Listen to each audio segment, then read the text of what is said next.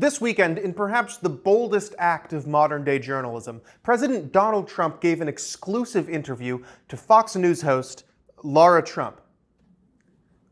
I wonder how she managed to swing that interview. Now, I, for one, am shocked that Fox News would stoop so low as to have a family member of its interview subject conduct that interview. That's like rule one of journalistic integrity. I mean, can you imagine that happening on any other major news network? Oh, yeah. Still, I'm sure that the Trump familial connection hardly ever cropped up. This may be a bit of a self-serving question, but how important has family been? Well, like your husband is great. You're right, Lara Trump. That is a self-serving question. But okay, fine. It came up once. Whatever. Any interview with the most powerful person in the world has to include at least one section explicitly about the interviewer's husband, who happens to be the interview subject's son. We are at the anniversary of your Butler rally. I'm thinking back to what happened right after that. You actually called all of us on the phone.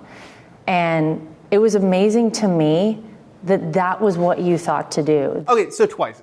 Lara Trump mentioned herself twice in this, again, supposed interview with the President of the United States that's intended to shed some light on the actions of his administration within the first 6 months. But at least we got the important information that after surviving that assassination attempt last year, Trump called his family.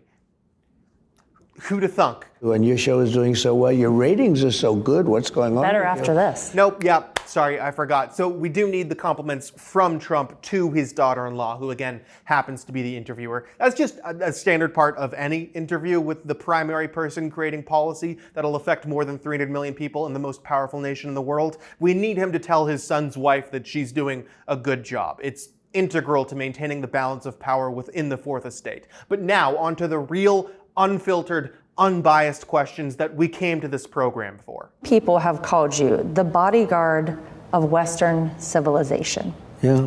How do you feel about that title? What she just asked is not a real question. If you actually want to get information out of the President of the United States, you don't just repeat a racially coded compliment that somebody said in a speech 5 years ago and ask, how does that make you feel?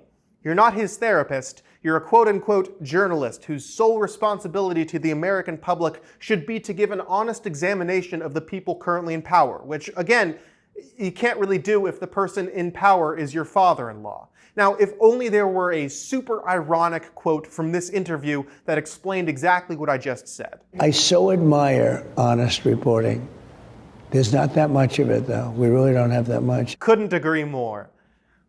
Also, why is Trump so tiny in this frame? Who set up this camera angle?